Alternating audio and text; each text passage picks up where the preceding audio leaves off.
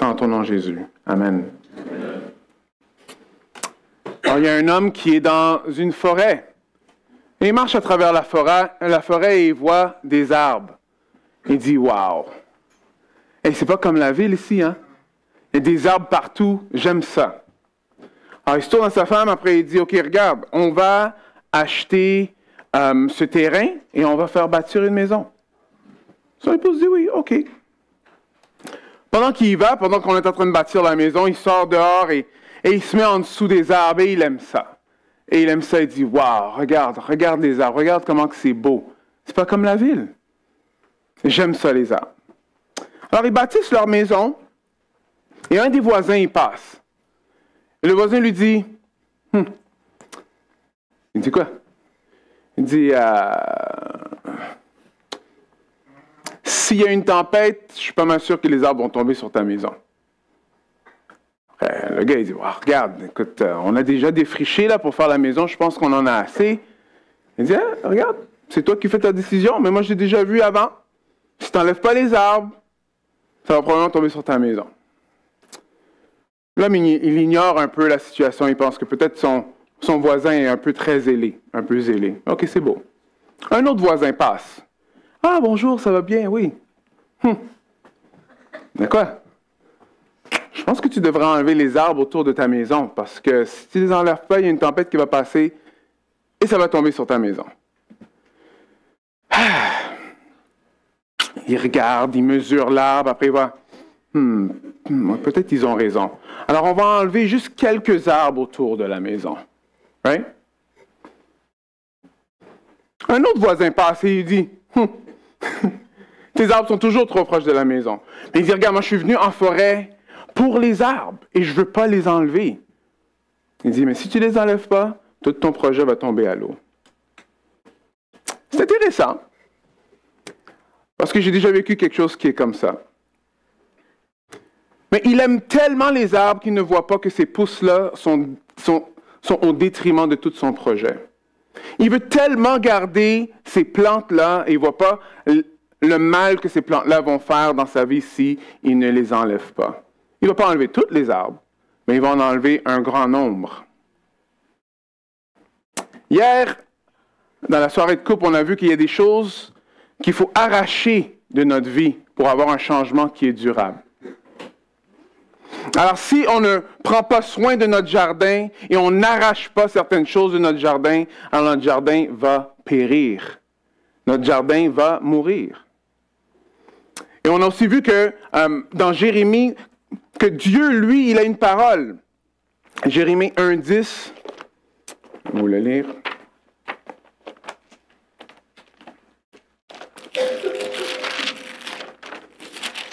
Et sa parole est celle-ci.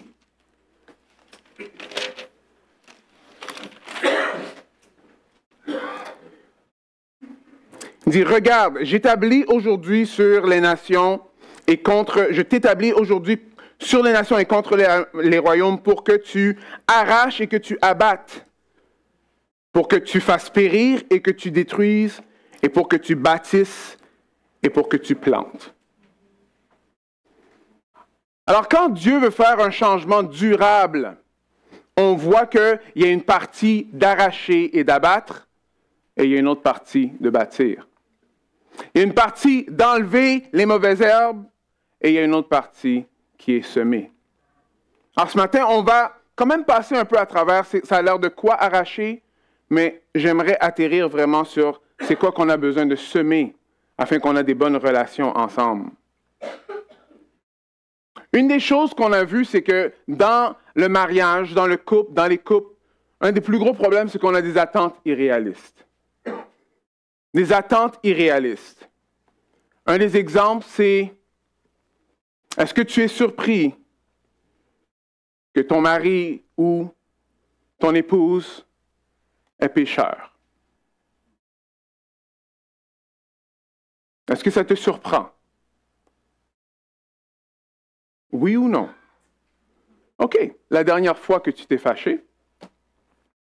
Tu ne te rappelles pas la dernière fois que tu t'es fâché?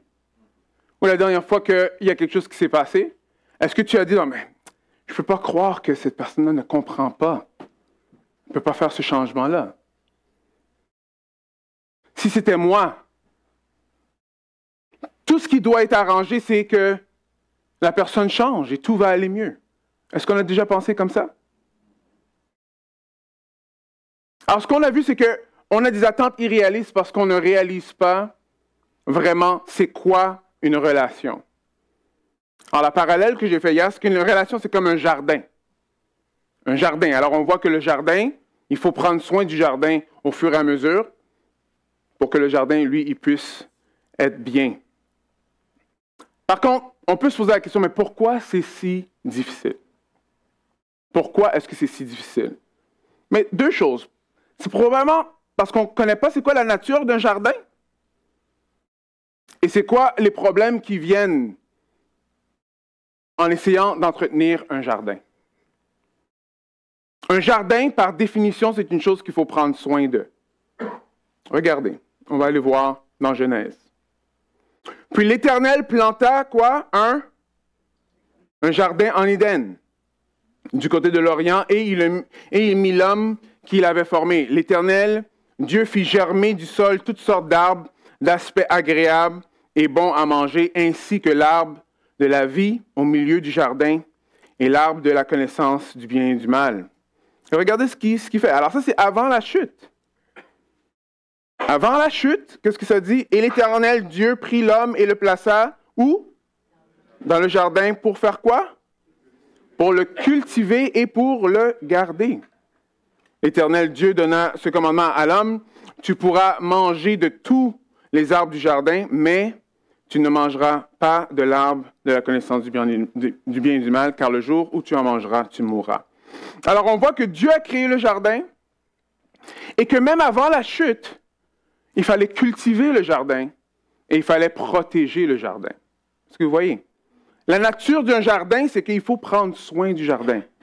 Alors si on comprend qu'une relation est comme un jardin, la nature d'une relation, ça veut dire qu'il faut prendre soin de la relation. C'est comme ça que ça fonctionne. Pardon? OK, oui. Je n'ai pas très bien compris, mais si on a des commentaires, on peut le dire après. Après, on pourra s'en reparler. OK? Il faut prendre soin du jardin, il faut prendre soin de nos relations. Est-ce que vous voyez ça? Alors, non seulement que Dieu a créé le jardin, il a placé Adam pour le cultiver et le protéger, et 3, il lui a donné des instructions de comment le faire. C'était quoi? De ne pas manger de l'arbre du bien et du mal. Maintenant, regardez ce qu'on a ici, dans le chapitre 3. Et il dit à l'homme, parce que tu as écouté la voix de ta femme et tu as mangé de l'arbre dont je t'avais défendu, qu'est-ce qui sera maudit? Le sol sera maudit à cause de toi. C'est avec peine que tu en tireras ta nourriture tous les jours de ta vie. Il te produira des chardons, des broussailles, et tu mangeras l'herbe de la campagne. Alors, un jardin, par nature, il faut prendre soin du jardin. OK? Mais avec le péché, là, ça devient difficile. La parallèle peut se faire avec les relations aussi. Par nature, il faut prendre soin des relations. Mais avec le péché, ça devient encore plus difficile. Êtes-vous avec moi?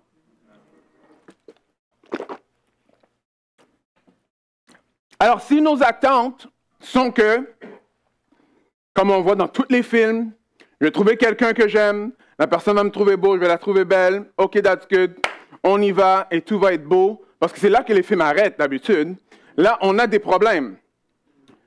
Mais maintenant, il y en a qui disent, mais non, on sait ça. Oui, on sait ça, mais quand il y a des conflits rapidement, OK, j'ai fait beaucoup de counseling avec plusieurs personnes,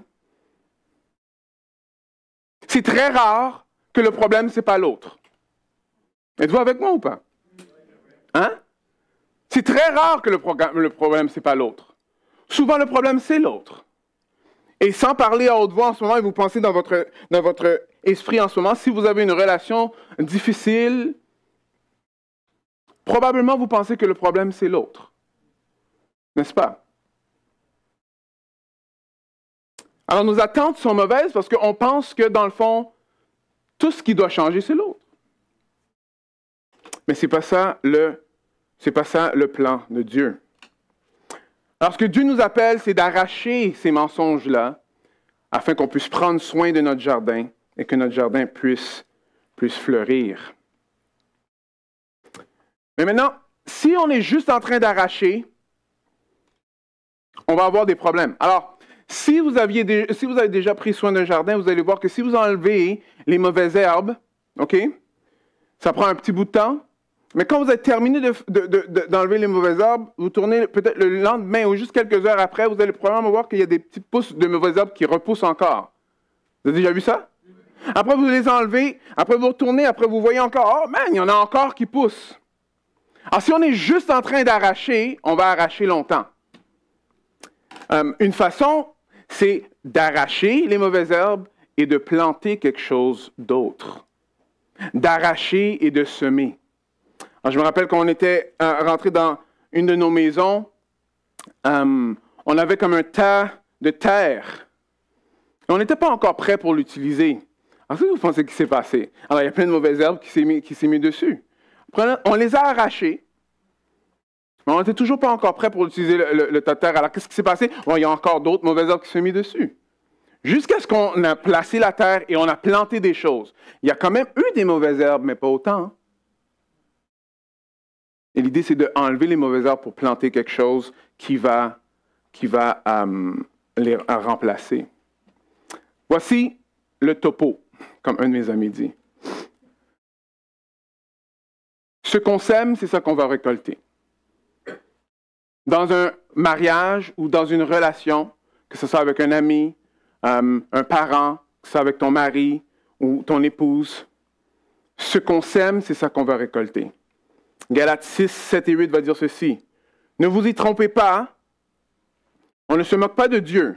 Ce qu'un homme aura semé, il le moissonnera aussi. Celui qui sème pour la chair, moissonnera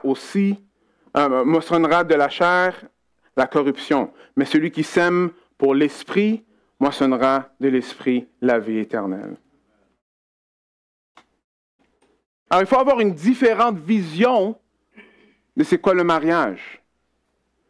On a bu beaucoup de l'eau de notre société que le mariage, c'est là juste pour qu'on puisse être content. Mais on voit que le Seigneur montre quelque chose d'autre. Il parle de semer et de faire attention. Qu'est-ce qu'on sème? Parce que si on sème les mauvaises choses, alors on va récolter les mauvaises choses. Alors on voit que c'est du travail, n'est-ce pas? Oui ou non? Alors un des exercices hier qu'on a fait, c'est que en couple, on allait en couple pour... qui était là hier? On lève la main.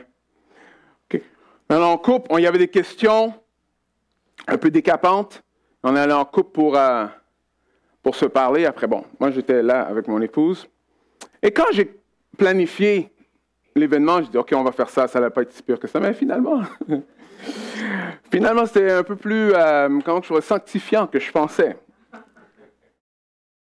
Mais et j'ai pensé à ça toute la soirée. Mais pourquoi c'était aussi difficile pour moi? C'est parce que quand on commence à parler de certaines choses, encore une fois, dans mon esprit, je pense que le problème, c'est qui? C'est l'autre personne. La minute qu'on perd de vue que nous, on emmène le péché dans la relation comme l'autre personne, nos attentes sont fausses et on commence à se fâcher. Est-ce que vous me suivez? Non, je ne vais pas vous demander de lever la main. Mais anyways. Mais j'ai parlé à certaines personnes et je pense qu'il y en a plusieurs qui ont un peu ressenti ça. Alors, l'idée, c'est quand on rentre dans des choses un peu sensibles, un peu difficiles, on a tendance à penser, mais voyons donc, pourquoi tu fais ça, là, comme, t'as pas besoin de faire ça, tu sais, à la place de voir comment que nous, on peut servir la personne, comment on peut aimer. Alors, on a besoin d'arracher les fausses façons de voir les choses. On a besoin d'arracher tout ce qui a à faire avec le « je veux juste me satisfaire » et de semer par l'esprit. Alors, ceux qui ne sont pas mariés, avant que vous pensiez que ce n'est pas pour vous, Jésus, lui, il aime utiliser les exemples botaniques. Et il y a un exemple botanique où il parle de nos cœurs. Parce que c'est vraiment au cœur du problème. Si nos cœurs ils sont à la mauvaise place, si on n'est même pas capable de prendre soin du jardin de nos cœurs, comment qu'on puisse même prendre soin du jardin de notre couple, n'est-ce pas? Jésus va dire ceci, comme il semait, une partie de la semence tomba sur le long du chemin, les oiseaux vinrent et le mangèrent. Une autre partie tomba dans un endroit pierreux, où elle n'avait pas beaucoup, où est-ce qu'il n'y avait pas beaucoup de terre. Elle se leva aussitôt, parce qu'elle ne trouva pas la terre profonde, mais quand le soleil se leva, elle fut brûlée et sécha, faute de racines. Une autre partie tomba parmi les épines montèrent et l'étouffèrent, et elle ne donna point de fruit. Une autre partie tomba dans la bonne terre, elle donne du fruit qui montait et croissait. Un grain en emporta 30, un autre 60, un autre 100. Puis il dit, celui qui a des oreilles pour entendre, entendre.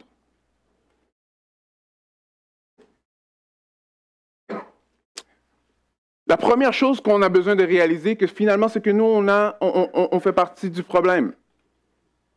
On m'a rappelé ça ce matin. Pas ce matin, mais cette semaine. Mais est-ce que tu fais partie du problème, toi? Bon point. Oui. Alors, ce que nous, on a besoin de savoir, mais comment que nous, on peut prendre soin de notre jardin ici? Et la première chose qu'on a besoin de faire, c'est la parole de Dieu. La parole de Dieu a besoin d'être dans un cœur qui est prêt, disposé à la recevoir et à la mettre en pratique. N'est-ce pas? Mais comme vous voyez, toutes les autres terres, il y a des obstacles dans les autres terres. Un, il y a l'asphalte, ça ne tombe même pas dans la terre. L'autre, il y a des grosses roches. Il y en a un autre, il y a plein de vignes. Mais ça prend tous les nutriments, ou ça fait en sorte qu'on n'est pas capable d'avoir une plante qui grandit, qui est en bonne santé. C'est juste la dernière terre qui est prête à recevoir la parole, et c'est là qu'on voit que le fruit pousse. Alors, la première place où est-ce qu'on a besoin d'arracher des choses, c'est dans notre cœur, afin que quand la parole vient, elle puisse grandir et porter du fruit. Amen? Non? Oui? Yes, good.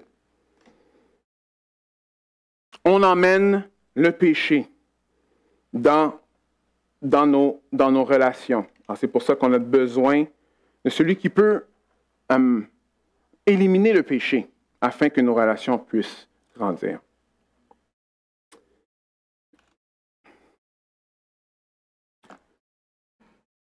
Ça me fait penser à Gabriel. Alors, on voit ici, afin que lui puisse avoir un fruit. C'est un fruit? Une courge, est-ce qu'un fruit? C'est un fruit, un légume, une courge? C'est un fruit, hein? On va faire le débat après. Mais c'est ça qu'on enseigne à l'école, c'est pour ça qu'il y a souvent des débats comme ça. Mais il faut que lui prenne soin de son jardin comme ça en arrière. Right? Mais si on laisse les ronces et toutes les choses pousser, il ne faut pas être surpris que c'est un genre de fruit comme ça qu'on reçoit. Est-ce que vous me suivez? Alors, la parole de Dieu est très claire de nous rappeler que si on sème d'une certaine façon, on va récolter d'une certaine façon. Si on sème d'une autre, on va récolter d'une autre. Aujourd'hui, le texte qu'on va aller pour voir un peu, c'est quoi certaines choses qu'il faut arracher et qu'est-ce qu'il faut semer, c'est dans Galates. On va être dans Galates 5. On va passer à travers.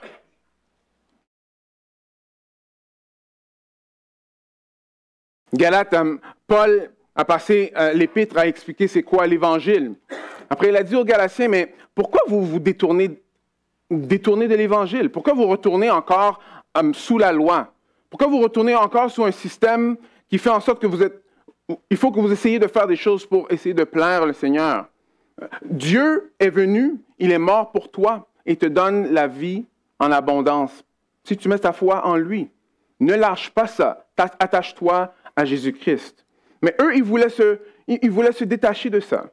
Maintenant, il arrive ici pour leur montrer, OK, maintenant, voici comment que vous devez vivre dans l'Évangile. Après, il va dire ceci, frères, vous avez été appelés à la liberté. Seulement, ne faites pas de cette liberté un prétexte pour vivre selon la chair. Mais par amour, soyez serviteurs les uns les autres. Car toute la loi est accomplie dans une seule parole, celle-ci. Tu aimeras ton prochain comme toi-même. Mais si vous vous mordez et vous vous dévorez les uns les autres, prenez garde de ne pas être détruits les uns par les autres. Un passage très fort. Right? Il commence par parler de la chair. Juste pour être sûr qu'on comprend c'est quoi la chair, je vais vous lire une définition, après je vais vous l'expliquer. Alors, la chair signifie... OK. Il y a certaines versions qui vont dire convoitise, il y en a d'autres qui vont dire la chair. Convoitise, souvent on va essayer de le lier avec des choses qui sont sexuelles, et ce n'est pas nécessairement ça. Et la chair, souvent on va le lier à ce qui est physique, mais ce n'est pas exactement ça non plus. OK? Alors écoutez vraiment, c'est quoi le mot littéral de epithumia en grec? Ça signifie un surdésir, un désir démesuré. Okay? Dans son commentaire, Keller va dire ceci, une pulsion, un désir tout-puissant. Alors, le principal problème de notre cœur n'est pas tant que le désir des choses mauvaises, que des fois ça peut être, mais nos surdésirs pour des bonnes choses. Des désirs démesurés pour des choses qui sont bonnes. Lorsqu'une bonne chose devient notre Dieu, cela est créé d'un surdésir. Est-ce que vous me suivez un peu? Alors, ce que lui est en train d'expliquer en ce moment, il est en train d'expliquer que la chair, quand Paul est en train de parler de la chair ici, il est en train de parler d'un désir démesuré. Et souvent, c'est pour des choses qui sont bonnes. Ça peut être pour des choses qui sont mauvaises. On va voir la liste plus tard. Mais souvent, c'est pour des choses qui sont bonnes. Comme se reposer, c'est bon. Mais avoir un surdésir on rentre à la maison et il faut se reposer à tout prix, même si notre épouse elle a besoin d'aide pour faire X, Y, Z. Mais non, moi, il faut que je le fasse à tout prix, à tout prix, à tout prix. Là, ce surdésir-là devient péché. Est-ce que vous me suivez? Et souvent, les surdésirs, c'est intéressant parce que les surdésirs, essayez d'attaquer le surdésir de quelqu'un, vous allez voir ce qui va se passer. Quand on a un surdésir et quelqu'un essaie d'enlever ce surdésir-là, ou quand on a un surdésir pour quelque chose et quelqu'un essaie d'enlever cette chose-là, alors souvent, ça ne va pas très bien. Pourquoi? Parce que ça devient une idole. C'est une autre façon de dire idole. David Powlison va l'appeler ça c'est l'idole. L'idolâtrie dans l'Ancien Testament, c'est expliqué d'une certaine façon. Ce surdésir-là, dans le Nouveau Testament, c'est ça que ça veut dire, un idole. Quelque chose qui est bon, mais là qui devient absolu. Pensez dans votre esprit en ce moment de certaines choses que vous aimez, mais que vous aimez au détriment de la personne qui est la plus proche de vous. Pensez-y. Rien à haute voix, juste dans votre tête, s'il vous plaît.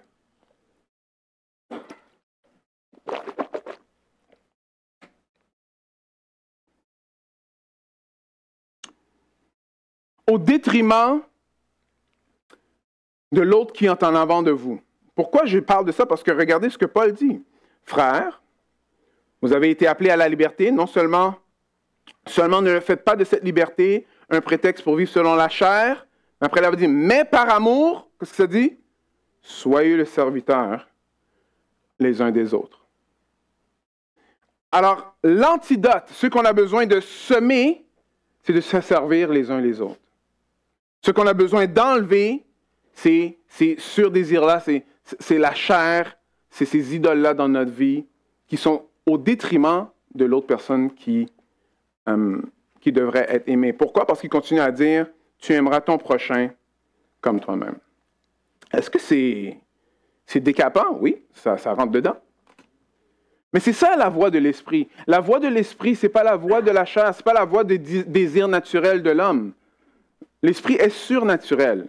Alors, c'est sûr qu'il ne va pas juste suivre notre nature. Il a d'autres désirs. Il a des désirs qui sont contraires à nos désirs charnels. Nos désirs qui ne s'enlignent pas avec ce que Dieu veut. Alors, pour être capable d'entretenir notre relation, pour être capable d'avoir des bonnes relations les uns envers les autres, alors comme on voit ici, on a besoin d'aimer notre prochain comme nous-mêmes. Mais il y a quelque chose d'intéressant qu'il dit. Il dit, frères, vous avez été appelés à la liberté. Seulement, ne faites pas de cette liberté un prétexte pour vivre selon la chair. La liberté. Et on aime ce mot-là. Hein? Non, mais moi, je ne suis pas sous la loi, je suis libre. Oui, c'est ça que Paul vient juste de leur expliquer. La loi de l'Ancien Testament, elle est là, mais elle est là pour t'enseigner comment que ça fonctionne avec Dieu. Mais tu n'es pas sous cette loi-là, parce que tu n'as pas besoin de venir avec des sacrifices. Le sacrifice ultime a été fait en Jésus-Christ. Alors maintenant, en Christ, tu es libre. Tu es libre. Mais lui, il le sait. Alors, il parle à ceux qui veulent être légalistes, re-rentrer sous la loi pour dire, OK, il faut que je fasse ça, ça, ça, ça, afin que Dieu puisse m'accepter. Mais là, il parle aux autres qui disent, ah, OK, alors si je n'ai pas besoin de faire ça, alors je peux faire ce que je veux. Right? Après, il dit non. Il dit, attends une minute. Ne fais pas de cette liberté un prétexte. Un prétexte. Mais j'ai le droit de faire ça. Vous avez déjà dit ça dans votre esprit? Mais moi, j'ai le droit. J'ai le droit. J'ai le droit de faire ça. Maintenant, faites attention. La tendance, c'est que si vous êtes dans un couple, vous allez penser à l'autre personne. Est-ce que vous me suivez? Pensez à vous. Mais je devrais être capable de faire A, B, C, D, E, F, G. Mais c'est un piège, frères et sœurs. C'est un piège. Regardez comment que Paul va le dire ici. Il va dire, tout est permis, mais tout n'est pas utile. Ah! Alors ça veut dire que, oui, on est permis. C'est sûr que pécher, c'est pas permis, mais tout est permis, mais tout n'est pas utile. Tout est permis, mais tout n'édifie pas. Ça veut dire tout ne bâtit pas l'autre. Après là, qu'est-ce qu'il dit après? Que personne ne cherche son propre intérêt, mais celui d'autrui. Mais celui d'autrui. Alors, encore une fois, Paul nous montre que oui, on a la liberté, mais ce n'est pas de cette liberté-là qu'on peut juste prendre ça comme un prétexte pour faire ce qu'on veut. Alors, ces jours-ci, j'ai beaucoup de conversations avec plusieurs personnes et plusieurs ont de la misère à gérer leurs loisirs. Okay? Ils disent, mais regarde, j'ai beaucoup de loisirs. Comment que je peux gérer ça pour que ça soit bien? Ça soit bien. Mais c'est intéressant de voir ça, parce que, vous voyez, nous, là, les loisirs, pensez à une autre société, ils n'ont pas autant de loisirs que nous, on a. Vous me suivez? Il y en a que des fois, même alors, on est en vacances, alors pour aller dans une place en vacances, c'est-à-dire que tout le monde est en vacances, et on va en vacances, OK? C'est-à-dire que tout le monde a le loisir d'y aller. Mais la destination devient un gros conflit. Maintenant, on est en train de se battre pour des vacances. Est-ce que vous me suivez un peu? Right? C'est là qu'on perd de vue notre liberté.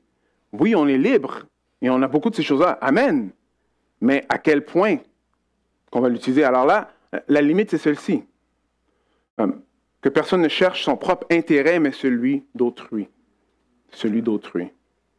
Alors, à la place de chercher notre propre intérêt, on a besoin de chercher l'intérêt de l'autre. Pourquoi? Parce que c'est ça qu'on sème afin qu'on puisse prendre soin de notre jardin. Toujours avec moi? OK. Alors, on va passer à travers une liste de choses ici. Car la chair a des désirs contraires à l'esprit, et l'esprit en a contraire à la chair, comme on l'a vu. Ils sont opposés l'un et l'autre, afin que vous ne fassiez pas ce que vous voudriez. C'est intéressant. Dieu sait exactement ce qu'il est en train de faire. Mais si vous êtes conduit par l'Esprit, vous n'êtes pas sous la loi. Or, les œuvres de la chair sont évidentes. Et on va passer à travers ça dans quelques instants. Alors ici, c'est intéressant parce que là, on voit que Paul fait comme un contraste. Right? Il dit, l'Esprit va dans une certaine direction, les désirs de notre chair ou nos surdésirs pour les choses qu'on veut vont dans une autre direction. Et afin que nous, on puisse suivre l'Esprit, on sait qu'on suit l'Esprit, mais on ne peut pas juste faire ce qu'on veut. Alors, qu'est-ce que ça veut dire, ça? Ça veut dire que, frères et sœurs, marcher dans le Seigneur ne veut pas dire qu'on marche d'après nos désirs naturels. Il n'y a personne qui est comme Jean, juste né dans l'Évangile, et c'est juste comme ça, et je peux le faire. Depuis que je suis jeune, je peux juste suivre Dieu comme ça. Non. Ici, ça montre qu'il y a les désirs de la chair, c'est-à-dire des désirs qui sont contre ce que l'Esprit fait. On a besoin de s'attacher à l'Esprit Saint pour ne pas suivre ce que la chair, dans la chair, où est-ce que la chair aimerait nous envoyer. Le cœur, sarx, on va dire la chair, il fonctionne sous la loi. C'est pour ça qu'ici, il va dire, si vous êtes conduit par l'Esprit, vous n'êtes pas sous la loi. Encore, Keller va dire ceci, il rejette le don gratuit de la justice et du salut de Christ et continue à chercher son propre intérêt. C'est-à-dire, quand on est sous la loi, on essaye de faire les choses nous-mêmes, à la place de juste accepter le cadeau que Dieu nous donne. Ainsi, le péché, sous tous les péchés, c'est le motif de notre désobéissance. Alors ça, c'est toujours un manque de confiance dans la grâce et dans la bonté de Dieu. OK? Des choses à arracher. On va passer à travers une liste ici. Alors, il dit que c'est évident. L'inconduite, l'impureté, la débauche, l'idolâtrie, la magie, l'hostilité, la discorde, la jalousie, la fureur, les rivalités, la division, les partis pris, envie, ivrognerie, les orgies et les choses semblables. Je vous préviens, comme je vous ai déjà fait, ceux qui se livrent à de telles pratiques n'hériteront pas le royaume de Dieu. Alors ici, important de voir qu'il parle de ceux qui se livrent à ces choses-là. Ici, il ne parle pas de personnes qui vont tomber et qui vont se repentir et changer de direction. Mais il parle du monde qui se livre à ça, que ça devient leur train de vie. C'est pour ça que c'est tellement important dans nos relations, parce que, encore une fois, une relation est bâtie par petits moments, plein de petits moments mis ensemble qui fait la relation à travers les années. Ce n'est pas juste des gros moments. Alors, ces choses-là, on a besoin de mettre ces choses-là à mort régulièrement. Régulièrement. Alors, ce n'est pas juste, OK, je l'ai fait une fois, and that's it. On va voir, regarde. Alors, vous voyez certaines choses. Alors, oh oui, mais moi, je ne fais pas de la sorcellerie, je ne suis pas ivrogne. Oui, mais il y a des choses qui touchent tout le monde ici. Right? La rivalité, la division, l'envie, la jalousie, la discorde. Hein? Ça touche beaucoup de personnes.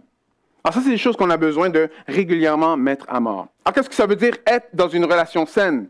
Une relation saine, c'est de ne pas avoir des attentes farfelues, de comprendre qu'on vient avec notre péché et qu'on a besoin de travailler sur notre péché.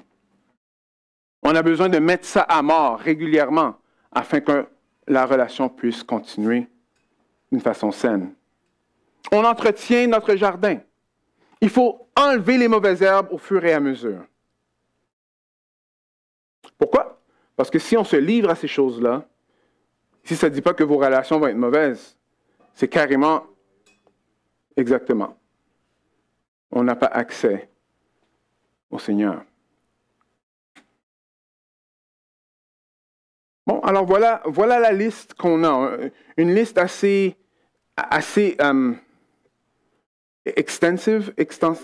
exhaustive de tout ce que nous, on peut passer. Mais on pourrait encore poser, mais my goodness, mais c'est tellement impossible de faire ça. Dans un sens, oui, c'est impossible si on le fait par nos propres forces. Mais ce n'est pas ça que Dieu nous donne. Il n'a pas dit, OK, voilà les œuvres de la chair, arrête de faire les œuvres de la chair. Vous voyez que ce n'est pas ça qu'il est en train d'expliquer. Il dit, sois conduit par l'Esprit. Et en étant conduit par l'Esprit, ça met à mort les œuvres de la chair. Alors, ce que Dieu, lui, il nous donne vraiment une bonne nouvelle. Il n'est pas en train de dire, juste arrête. Je sais, quand on fait quelque chose de mal, souvent, c'est ça qu'on veut faire. OK, bon, je vais juste arrêter. Mais le plan de Dieu, c'est pas, je veux juste arrêter. Il ne veut pas que nous, on devienne juste des personnes qui deviennent juste en train de dire, OK, je veux pas faire. Non. Il veut qu'on arrache ce qui est mauvais et qu'on sème ce qui est bon. Right? Alors, suivre l'Esprit, c'est ça qui met à mort les œuvres de la chair. Est-ce que vous voyez comment c'est une bonne nouvelle? Parce que dans le monde, c'est pas ça. C'est va méditer plus longtemps. Va faire plus de choses religieuses. Ou fais le bien encore plus. Tu sais, il faut vraiment que tu arrêtes, là. C'est vraiment pas bon pour ta famille, là. Alors, fais des efforts. Comme tu ne fais pas assez d'efforts, fais plus d'efforts. Sois encore mieux. Est-ce que vous voyez un peu, ce n'est pas une bonne nouvelle. Le Seigneur, lui, il dit, les œuvres de la chair, ce n'est pas bon pour toi. Laisse-toi conduire par l'Esprit. Attache-toi à mon esprit. Lui, il va te sortir de là. Alors, nous, on a besoin de semer ça. Vous êtes avec moi? Alors, le fruit de l'Esprit ressemble à quoi? Alors, on le voit ici. Le fruit de l'Esprit, c'est quoi? L'amour, la joie. Vous pouvez lire, s'il vous plaît?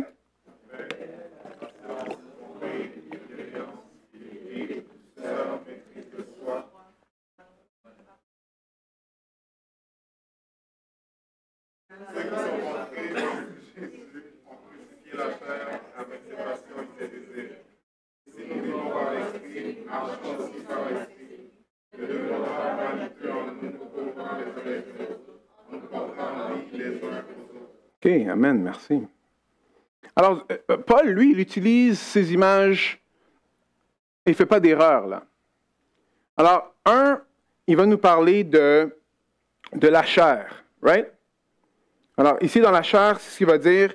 Il va dire, non, un peu plus haut ici. Oui, c'était vraiment là. Oui, alors, il va parler des œuvres de la chair.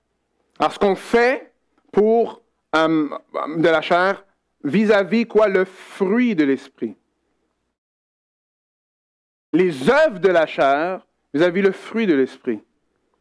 Mais pourquoi il appelle ça un fruit? Pensez-y.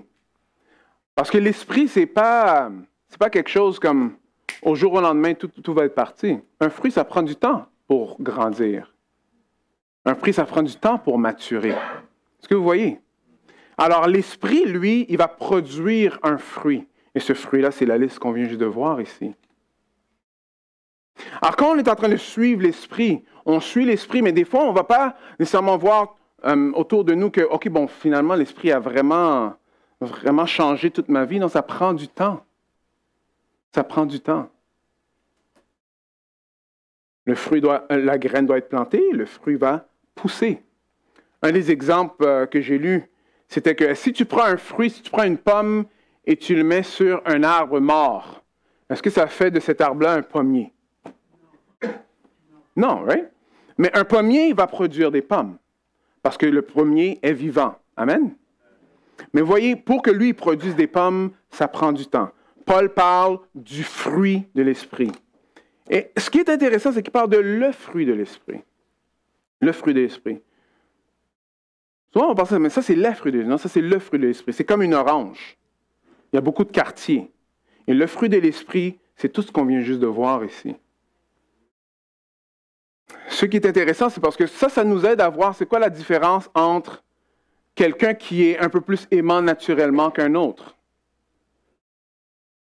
Ici, on n'est pas en train de parler des traits de caractère. On est en train de parler de ce que l'Esprit de Dieu produit dans le chrétien.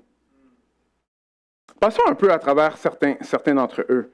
Et j'ai vraiment aimé parce qu'on a aussi, dans ce livre-là, ils ont aussi donné la contrefaçon.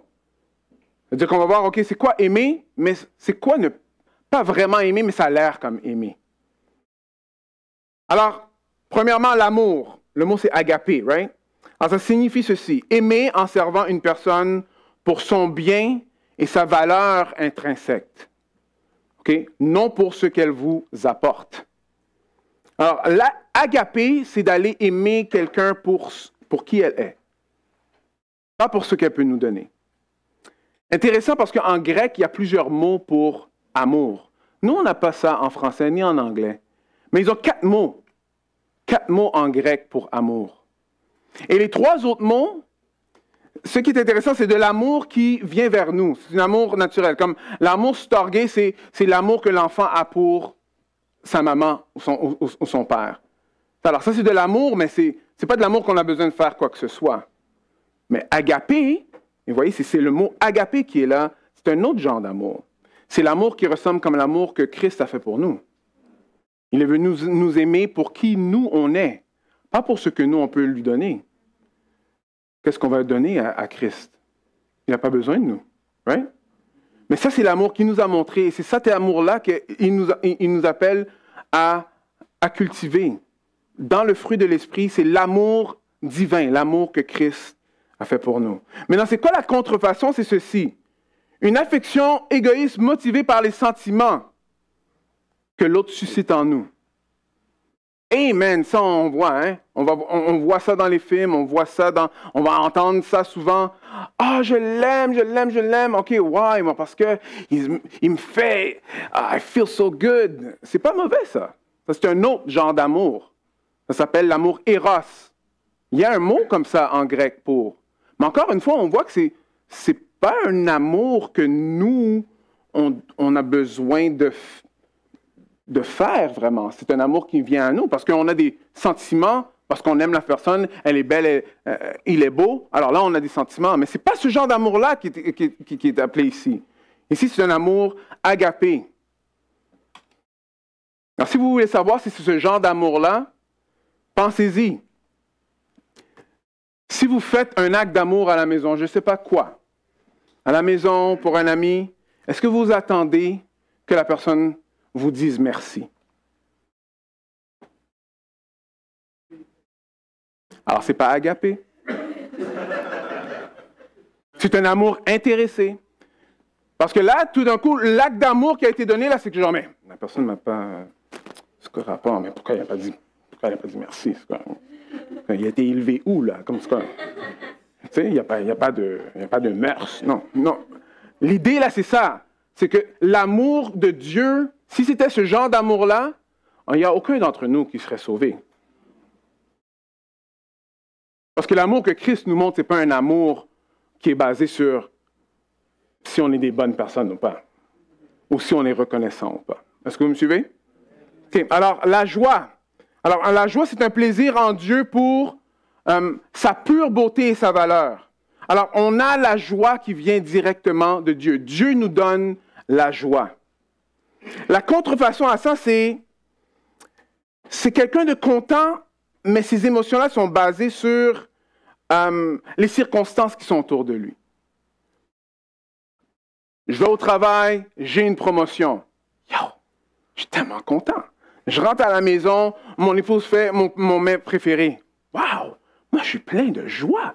Et là, je suis joyeux à droite et à gauche. Hein? Je regarde dans la malle, j'ai même plus de rapports d'impôts que je pensais.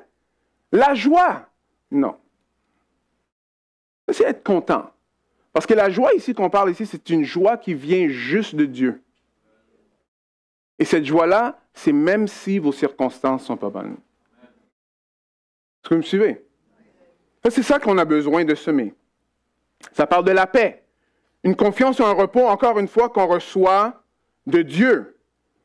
Ce qui est le faux semblant de ça, c'est quoi? Bon, on a la paix parce qu'on a des circonstances qui sont paisibles. La patience, une capacité à faire face aux ennuis sans s'exploser. La contrefaçon de ça, c'est d'être désintéressé. Je sais qu'on peut dire que patience, c'est comme désintéressé, mais vraiment qu'on n'a aucun intérêt. Alors, ça a l'air comme si on est patient, mais dans le fond, we don't really care. Hein? C'est pas de la patience, ça. La bonté. Une bonne action manipulatrice. OK, non, ça c'est la contrefaçon. Parce qu'on peut faire des choses bonnes pour le monde parce que nous, on veut quelque chose en retour. Hein? OK, je sais que si je fais ça, là, il va faire ça, ou elle va faire ça. Mais ça, ce n'est pas de la bonté du fruit de l'esprit. Alors, l'intégrité, être la même personne en toutes circonstances, et j'ai aimé, ça ne veut pas dire, alors c'est pas synonyme à toujours dire la vérité sans amour. Moi, je suis un gars intègre, moi je veux lui dire exactement, moi je veux dire les vraies affaires. Ouch. C'est pas ça du tout. Right? Et le dernier, c'est, je passe pas à travers tout, mais le dernier, c'est le contrôle de soi. Alors, la capacité de privilégier ce qui est important à la place de ce qui est urgent. Right? Et la contrefaçon de ça qui est intéressant, c'est une volonté basée sur la fierté. Pourquoi est-ce que c'est important de voir les contrefaçons? Parce que souvent, là, on va lire ce passage-là, là, et on va voir d'autres personnes dire « Ah oui, mais cette personne est vraiment joyeuse. » Mais est-ce que c'est la joie du Seigneur? Parce que la joie du Seigneur est différente que la joie du monde, ou la joie qu'on a juste parce qu'on est plus optimiste. Il y en a qui sont plus optimistes dans la vie. Mais ce n'est pas nécessairement le fruit de l'esprit. Une des choses qu'on peut voir, ça c'est intéressant, c'est le fruit de l'esprit.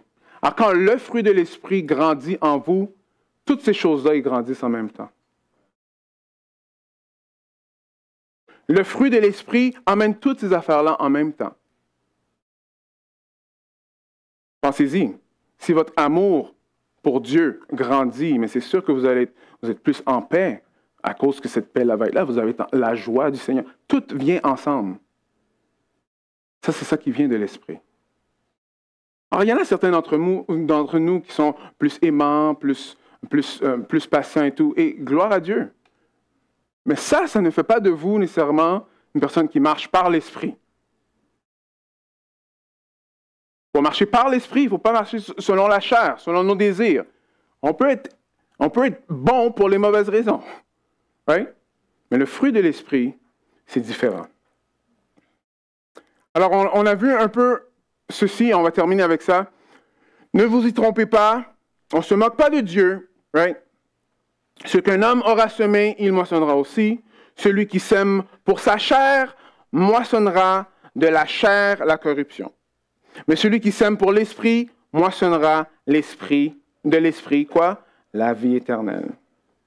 Ne nous lassons pas de faire le bien, car nous moissonnerons au temps convenable. Si nous ne nous relâchons pas, ainsi donc, pendant que nous en avons l'occasion, pratiquons le bien envers tous et surtout envers les frères dans la foi. Alors, ton jardin, il a l'air de quoi? Ton jardin de couple a l'air de quoi? Le jardin de ton cœur a l'air de quoi? Hein? La bonne nouvelle, c'est qu'on a l'esprit.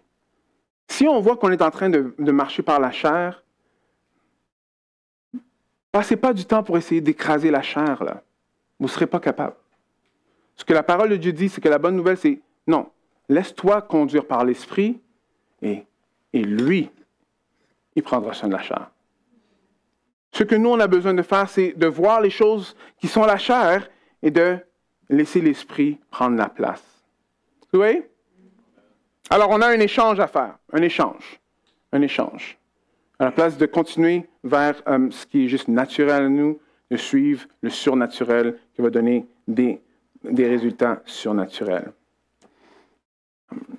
Alors, en lisant ça, encore une fois, je suis frappé de voir à quel point les relations les uns les autres sont importantes pour notre croissance spirituelle.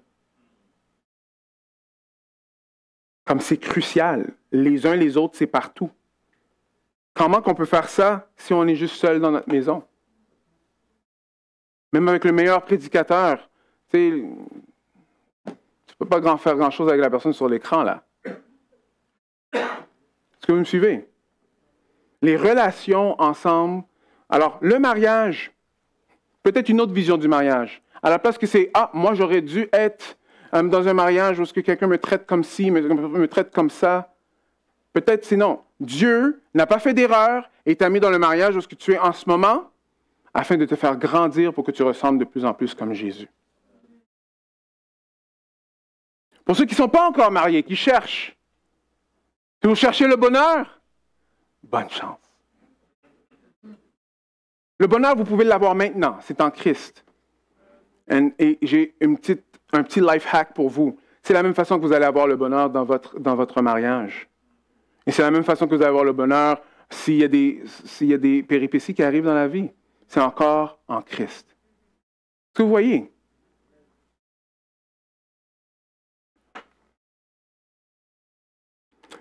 Alors, comment jardiner tout ça? Comme on voit, c'est les petites actions. Satan, lui, c'est là qu'il va venir nous attaquer. dans les petites actions jour après jour. Il y a de l'espoir pour votre mariage. Ce n'est pas parce que c'est moi qui l'ai dit. Il y a de l'espoir pour trouver quelqu'un. Ce n'est pas parce que c'est moi qui l'ai dit. C'est parce que Jésus-Christ, lui, existe. Et à cause de Jésus, on peut suivre l'Esprit et pas la chair. Est-ce que vous me suivez? S'il n'y a pas le Saint-Esprit, moi, je ne sais pas. Bonne chance. Je n'ai aucune idée. Parce que si ce n'était pas pour l'Esprit Saint, je ne sais pas où est-ce que je serais. Pour de vrai. Est-ce qu'il y en a d'autres qui peuvent dire Amen à ça? Amen. Prions ensemble.